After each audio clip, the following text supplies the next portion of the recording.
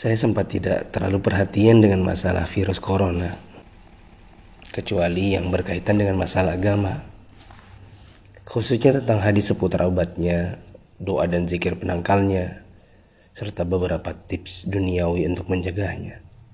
Mungkin karena saat itu corona belum hadir di Indonesia. Beritanya masih sekitaran Cina. Isinya tentang perjuangan pemerintah dan tenaga medis melawan corona di sana. Itu tergambar dari foto wajah tenaga medis yang memerah bekas masker dan kacamata. Saya hanya sebatas mengerti betapa beratnya tugas mereka.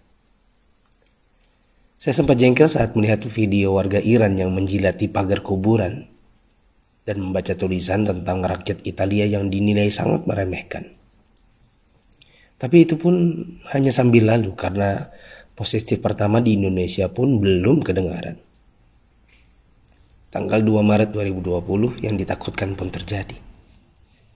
Pasien corona pertama di Indonesia diumumkan oleh Presiden Jokowi. Inilah takdir Allah yang harus sabar dihadapi. Pandemi corona telah memasuki negeri ini. Jumlah pasiennya bertambah hari demi hari. Gambar-gambar mirip dengan yang di Cina bermunculan di grup sana sini. Ada bekas alat pelindung diri tergurat di pipi.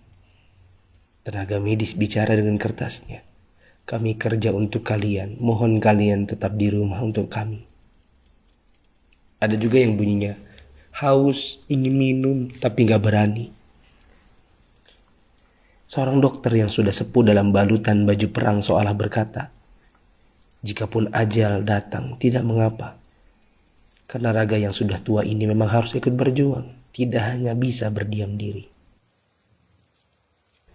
Ikatan Dokter Indonesia menyampaikan bela sungkawa karena 7 orang dokter di garda depan meninggal. 5 dari mereka wafat karena tertular virus ini. Seorang dokter muda hanya berdiri di luar pagar saat menemui keluarganya karena takut membawa virus dari luar. Meskipun foto ini aslinya dari Malaysia. Ternyata APD medis harganya sangat mahal. Dan sekali pakai saja. Saking krusialnya, para ulama dan ustadz-ustadz yang mumpuni ilmunya sampai mengeluarkan fatwa. Bolehnya tim medis sholat tanpa wudhu, tanpa tayamum. Lantaran pelindung dirinya tidak boleh sembarang dibuka. Tak hanya itu, ada juga fatwa sahnya sholat meskipun ada najis. Karena baju medis ini bukan baju biasa. Sekali dipakai untuk satu shift jaga, berjam-jam tanpa makan, minum, bahkan buang air dengannya menggunakan pampers orang dewasa. Bayangkan lagi jika dokter dan perawat wanitanya adalah ibu atau saudari kita yang sedang mengalami datang bulan. Dan lagi deras-derasnya. Atau dia istri kita yang harus berjuang di rumah sakit.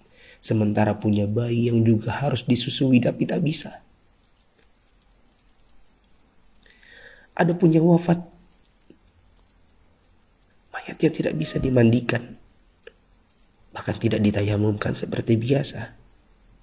Hanya disolatkan dan dikubur bersama plastik membungkusnya. Melihat dan membaca berkali-kali, saya pun akhirnya bisa memahami dengan hati. COVID-19 ini bukan sakit biasa. Dan tugas tenaga medis sangat berat terasa. Kalau bukan karena tidak ingin ditanya keluarga ada apa, saya banyak mengalirkan air mata. Untuk pasien positif corona dan keluarganya, sabar ya. Insya Allah sembuh tidak lama. Jika bersabar, kita dapat pahala. Di rumah dulu sampai negatif. Kasihan jika virus ini menular ke orang lain. Apalagi kepada yang punya penyakit penyerta dan lanjut usia. Untuk yang harus keluar dan tidak ada pilihan kedua, semoga Allah memberikan saya dan teman-teman keselamatan dan rezeki untuk keluarga. Jaga kesehatan ya. Usahakan jaga jarak dengan orang di sekitar kita. Kita tidak tahu siapa yang tertular, siapa yang sehat. Karena yang positif corona pun bisa jadi tidak merasa karena tidak ada gejala. Untuk yang masih abai dari solidaritas bersama, Saya ingin mengetuk pintu hati dan meminta waktu teman-teman sebentar saja. Yuk kita berpikir bersama. Jika teman-teman menggunakan media sosial atau punya kotak kaca media massa, teman-teman pasti sudah mendengar berbagai penjelasan wabah yang melanda. Pemerintah, dokter, para pakar sudah bicara, dari wawancara hingga rekaman video HP sederhana. Para ahli statistika mengemukakan data dengan tabel, grafik, dan semua media yang mereka punya. Teman-teman pun tinggal ketik halo di WA COVID-19 dan bertanya dengan input satu huruf saja. Jika data itu jelimet untuk dibaca, mungkin teman-teman bisa nonton versi kartunnya. Semua tenaga sudah dikerahkan oleh berbagai kalangan untuk membuka mata hati kita. Jika tidak ada waktu untuk membaca, meme korek api pun sudah tersebar di mana-mana. Sampai-sampai ada yang berpikir, mungkin kalau simulasi penularan virus corona ini pakai video game, barulah anak muda yang meremehkan corona akan mengerti dan percaya. Mereka pun membuatkan potongan video gamenya. Artinya, jika usaha seperti ini masih belum menyadarkan kita, entah dengan cara apa lagi. Apakah tongkrongan kita butuh ditembaki dengan gas air mata baru kita mau meninggalkannya? Pemerintah tidak minta uang dari kita. Mereka hanya ingin kita mengikuti arahan mereka. Untuk yang menimbun dan menipu, semoga Allah memberikan teman-teman hidayah dan memaafkan dosa-dosa kita semua. Dan menimbun barang yang dibutuhkan masyarakat saat masa sulit itu termasuk dosa. Rasulullah SAW bersabda, la yahtakiru illa khati. Tidaklah menimbun barang kecuali orang yang berdosa. Terlebih lagi bila menipu dan berdusta. Kami hampir tertipu dengan penawaran masker murah yang tadinya kami akan bagikan gratis kepada orang-orang yang membutuhkannya. Di mana hati kita? Apa kita bisa tertawa saat orang lain menderita? Teman, turunkanlah harganya ke harga normal jika engkau tidak bersedia menggratiskannya, seperti pahlawan jalanan yang membagikannya.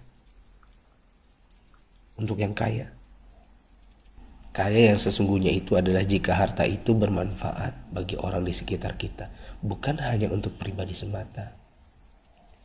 Yakinlah, kekayaan, saldo ATM, rumah miliaran, outfit jutaan, mobil mewah memang membuat kita besar di mata manusia, tapi tidak ada artinya di sisi Allah yang Maha Kaya jika tidak menghasilkan amal dan pahala. Saya mau sumbang jam tangan dan beberapa barang lainnya yang mungkin tidak seberapa jika dibandingkan dengan teman-teman menyumbangkan harta nantinya. Terserah untuk pos dana apa, mungkin masker, mungkin APD tim medis, hand sanitizer, sabun cuci tangan, dan sebagainya. Kita harus cintai harta kita ini dan bawa dia ke akhirat. Jangan sisakan untuk dunia. Untuk Bapak Presiden, BNPB, para gubernur, wali kota, dokter, perawat, ustadz, influencers, dan fundraisers, thanks for all you've done. Terima kasih. Jazakumullahu khairan. Semoga Allah balas teman-teman dengan tambahan iman, hidayah, dan pahala, hingga kita semua bisa dikumpulkan Sang Pencipta di dalam surganya. Jika menurut teman-teman ada orang di luar sana yang belum tergerak hatinya untuk punya empati kemanusiaan dalam wabah corona ini, coba kirim ke mereka. Siapa tahu setelah ini mereka bangkit mengerjakan amal kebajikan dan kita ikut dapat pahalanya.